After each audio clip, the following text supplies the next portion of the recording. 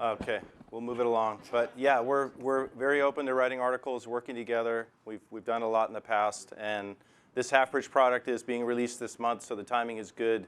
If we could work and collaborate together on an article around this product, that would be great. There's many different themes we could choose from different actual uses of the product or down into the specifics of the product. I mean, there's many ways we could spin it. So I'd like to get all your cards after we work directly together and come up with some articles. OK, so I'm Tom Ribberidge, Senior Director of Strategic Marketing, heavily involved in product development here, product definition and releasing to the market as well here at Navitas. So we'll get right into it. Talk today about our new GaNFast Gen-4 half-bridge power IC. OK, so before we talk about the product and the details itself, this is just a high-level overview. You can see here we have a simplified schematic here in the center.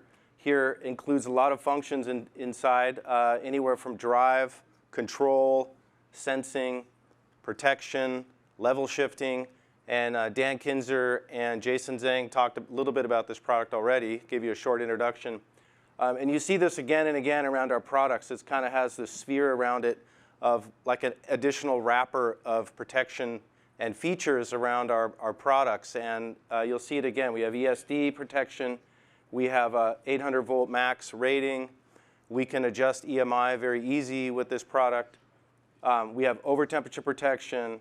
We have overcurrent protection. We have lossless current sensing. We couldn't include, Steve limited the number of icons I could put around the circle.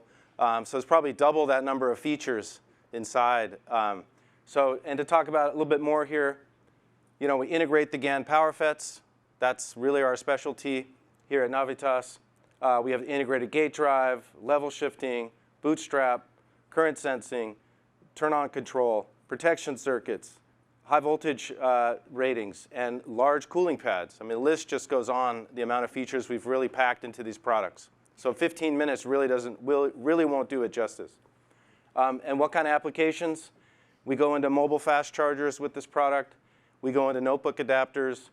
We go into gaming laptop adapters, one-phase and three-phase motor drive, and data center and industrial auxiliary supplies. And I'm sure there's even a longer list behind that. The key message is it's very easy to use, very high performance, very high reliability.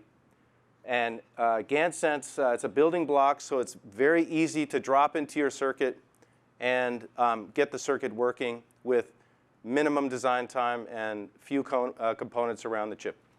OK, so let's get into it. Again, before we talk about more details, it's always fun to talk a little bit about our GaNFast Power IC evolution here at Navitas. We started several years ago with our GaNFast line, and that really is what enabled GaN into the marketplace. And it's a very simple circuit there. It includes the gate driver on the far left and includes an LDO regulator. And you can really take that product and you can connect it into any system, any PWM system, and any VCC range. So it makes it instantly compatible with all of the controllers available on the marketplace. And that's really what we tried to do with that first flagship product. And that's really what catapulted Navitas into a lot of design wins, a lot of these adapter designs, charger designs with that first product. The second one, we then integrated even more functionality, the one in the center. That's our GaNSense product line. Includes all these protection functions as we just talked. And the most notable feature there is our current sensing, our lossless current sensing. And that saves additional efficiency, increases system efficiency for the complete adapter. And so we had very nice success with that product as well. That's in very high volume at the moment with a lot of these products in the marketplace. And so we took a lot of those features, and now we went to the third step, where we developed the half-bridge product we call GaNSense half-bridge. So that includes all of the features carried over from GaNSense, but we also include a totem pole configuration of the two FETs. There you can see there the two power FETs on the outside, including also the level shifting function to control the two FETs, to turn them on and off easily from two low-side PWM signals. And that's available in 2 packages you can see there. We have our standard QFN 6x8. And for higher power applications, this is a new 8x10 package that gets us about 67% more larger package. And we'll show you the thermal benefits in a few slides. OK, so why are we developing a half-bridge IC? Well, we noticed that a lot of these, as we move into higher power levels, these single-ended designs only get you so far in power level and in efficiency. And efficiency is key. We need to keep increasing efficiency because we want to keep reducing the size of these products. So we need to keep on this curve. And as the power levels increase, these single-ended topologies, which we call flyback or HFQR or ACF, they only get you so far. They get you to about 65 watts or below. And we see a trend in the marketplace at the moment. All these medium power type of applications are starting to emerge, especially as you go to 140 watt and 240 watt PD outputs. We need new topologies and we need new solutions in order to address these applications. And that's where our half-bridge comes in. If you try it with another single-ended approach, which a lot of customers do with the PFC plus high-frequency QR, that'll get you to about 120 watts. But you'll be limited in size and efficiency. But they'll try to squeeze the most out of that topology because of cost. But if you want to go to even higher power levels and higher efficiency and smaller size, we will need the half-bridge to address these new emerging DC to DC topologies. Most notably, which we write there is AHB, which is asymmetrical half-bridge. And you'll hear that again and again in these adapter solutions. And so it looks like, for the future, as we keep moving up the power level curve, keep moving up the efficiency curve, that half-bridge will be more and more of a critical and integral part in the system. OK, so another thing we wanted to make sure with this new half-bridge product is that it is compatible with many of the popular half-bridge topologies that are out there today. So as I stated before, there's AHB, that's a new emerging. But we also have the incumbent, such as LLC. Needs to be able to drive a LLC topology. TTP is the new totem pole PFC topology that's emerging as well as we go to higher powers and higher efficiency. And ACF is another one that's been around for a while, but GaN has also enabled that topology. And then, of course, as you heard in the earlier presentations, motor drive is also picking up as application due to the benefits of GaN. So we want to keep addressing and have a very flexible, compatible building block here that can touch and power many of these half-bridge topologies in the industry. OK, and it turns out we will have, with the new product line here that we're releasing, there's several products of different RDS(on) values and different packages. And the end result, we will have the broadest coverage for all these medium power applications, from about 60 up to 600 watts. And you see the whole power level table here and versus the different topologies and where each part number will fit in. And we would actually take this chart and we would give it directly to customers, and because they would ask us, which part do you recommend for my application or my power level? So this would be a very convenient chart to work with the field and with customers. And you can see there we can reach all the way up for motor drive applications. We can really reach up with that new 8x10 package, which I showed at the beginning. We can really hit up to upwards of 600 watts for a 3-phase motor control system. OK, we don't have to go very deep into this chart, but just to show you, we do go to very great lengths here internal at Navitas. We analyze a lot of these topologies as best we can, and we need to also convince ourselves and make sure that we back the right horse here and back the right topologies with our products. This shows the different topologies, the popular ones, the PFC plus QR, PFC plus LLC, PFC plus AHB, and totem pole plus AHB. And you can see all the different trade-offs, the pros and cons of each topology. It turns out this one is quite popular, the PFC plus AHB, the third one down, mainly because you need fewer switches, one SR switch, and you can have a variable V out.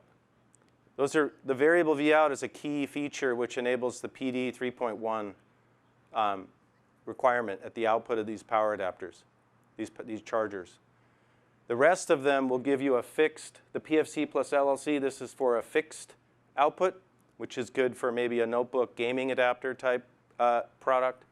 The PFC plus QR, as we saw earlier, this will be the lowest cost, but it will only get you so far in power level and in efficiency.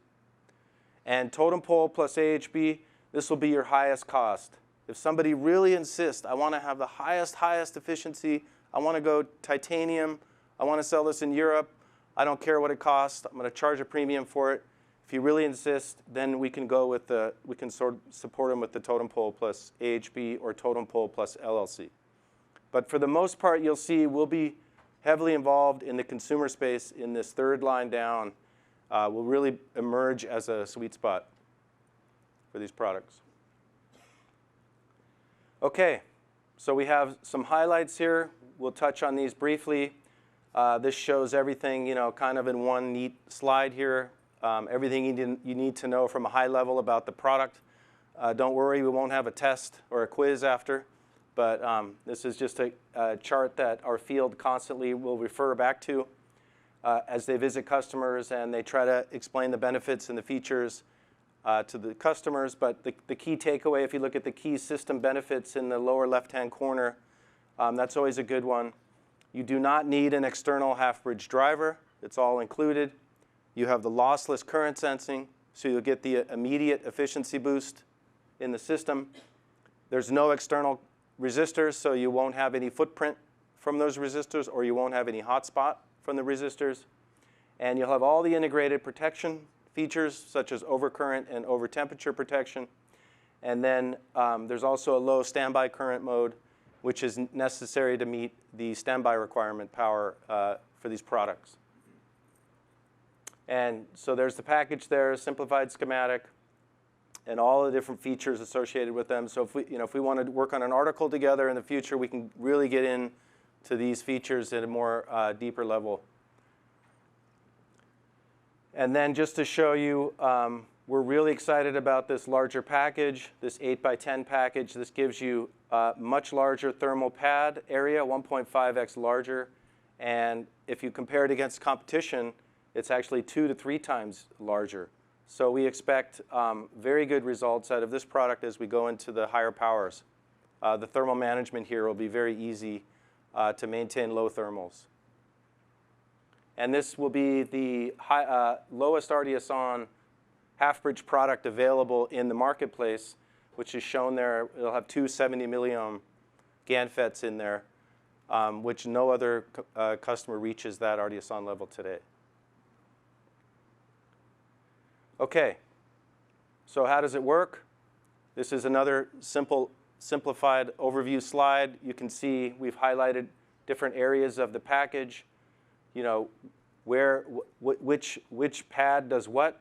We have a low side pad for the low side GaNFET, a high side cooling pad. For the high side GaNFET, we have all the I/O pins on the sides. You come in with the high voltage bus, and you come out with the half-bridge switching node. So here is a simplified schematic again.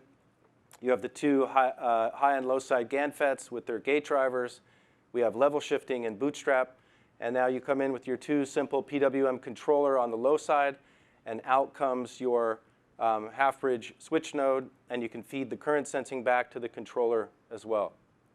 Very, very simple to use, wide range VCC, wide range PWM inputs, internal level shifting, internal gate drivers, internal bootstrap, internal GaNFETs, lossless current sensing. I'm already sold up here. I want to place an order for these now. So, all right, and that's simple. What you get out, you get a simple half-bridge building block. You get signal in, and you get power out, and you get the current sense waveform. What could be more simple than that? Okay, so let's look at some of the hardware. Here we see our GaNSense half bridge mounted on a daughter card on the left. Very easy to use, simple component. One component goes on the board, plus some shrubbery around it. You can see the switching performance, very solid in a hard switched environment as we increase the current step by step. You can see there's no ringing or glitching, very clean switching. If you try to do this externally, if you try to do it here, we have 2 GaNFETs and an external gate driver, external level shifting, all the shrubbery outside, the exposed gates on those discretes, and all the parasitics combined, it just can't be done. You can see here as the current increases, you reach a level here where the system basically just starts glitching and ringing. And this would just cause an instant destruction in the system. Not to mention all the footprint we save, the number of components. Can you imagine as you try to make these power supplies smaller and smaller, we need to reduce, we need to take the components out of there. We cannot come into these products with a complicated system like this with so much shrubbery needed, and it doesn't even work correctly. OK, and this highlights our lossless current sensing. You can see here the green line is a standard product without internal current sensing. And the red line on the efficiency curve, you can see there you get an instant boost of 0.5% when you eliminate the current sense resistors outside. It's basically an I squared R loss that is instantly eliminated from the system. And you can see the thermal results. Here with the current sense resistors, you have an 85-degree hotspot here on the board. And that also leaks over thermally and heats everything else up on the board. If you take those current sense resistors out, you can see we get 10 degrees cooler on our GaN, and we have no more hotspot here on the board.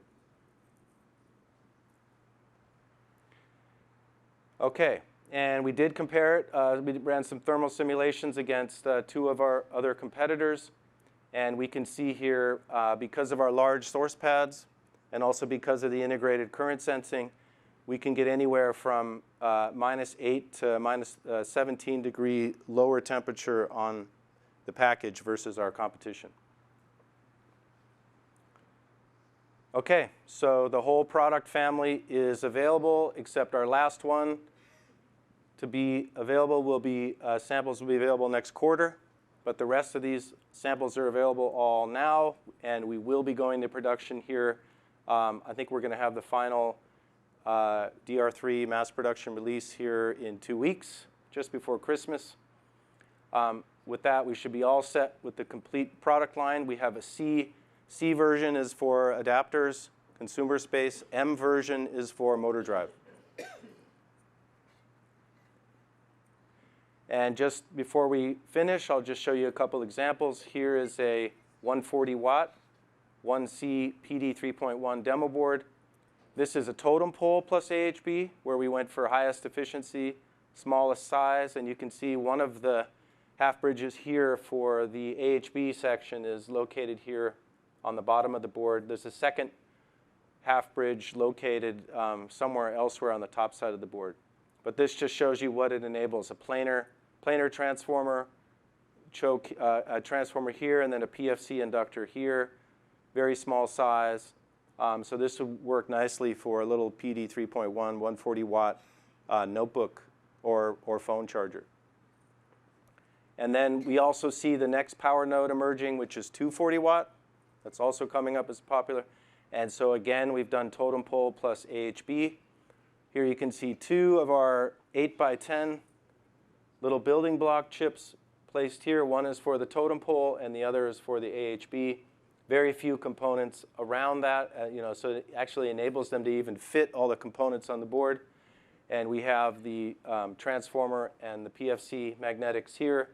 Again, you can reduce the size of those chokes because we're going up in frequency. This is the main benefit of GaN.